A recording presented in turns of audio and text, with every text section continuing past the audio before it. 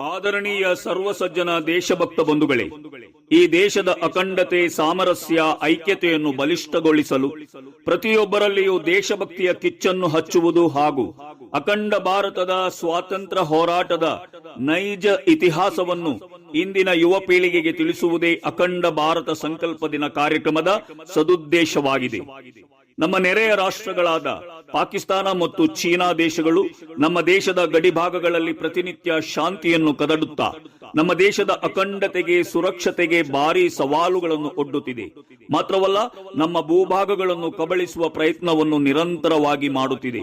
ಅದೇ ರೀತಿ ದೇಶದ್ರೋಹಿ ಮತಾಂಧ ಭಯೋತ್ಪಾದಕರುಗಳು ನಮ್ಮ ದೇಶದ ಜಮ್ಮು ಕಾಶ್ಮೀರ, ಪಶ್ಚಿಮ ಬಂಗಾಳ, ಪಂಜಾಬ್, ದೆಹಲಿ ಮತ್ತು ಕರ್ನಾಟಕ ಸೇರಿದಂತೆ ದೇಶದ ಹಲವಾರು ಭಾಗಗಳಲ್ಲಿ ಭಯೋತ್ಪಾದನಾ ಕೃತ್ಯಗಳನ್ನು ನಡೆಸುತ್ತಾ, ಬಾಂಬ್ ಸ್ಫೋಟಿಸುತ್ತಾ ದೇಶದ ಆಂತರಿಕ ಭದ್ರತೆ ಹಾಗೂ ಸುರಕ್ಷತೆಗೆ ಸವಾಲೊಡ್ಡುತ್ತಿರುವುದಲ್ಲದೆ ದೇಶದೊಳಗೆ ಪಾಕಿಸ್ತಾನದ ಬಾವುಟ ಹಾರಿಸುವುದು, ಪಾಕಿಸ್ತಾನ ಪರ ಘೋಷಣೆ ಕೂಗುವುದು, ದೇಶ ವಿರೋಧಿ ಘೋಷಣೆಗಳನ್ನು ಕೂಗುವುದು ಮುಂತಾದ ದೇಶದ್ರೋಹಿ ಕೃತ್ಯಗಳ ಮೂಲಕ ಸಮಾಜದಲ್ಲಿ ಶಾಂತಿಯನ್ನು ಕದಡುತ್ತಿದೆ.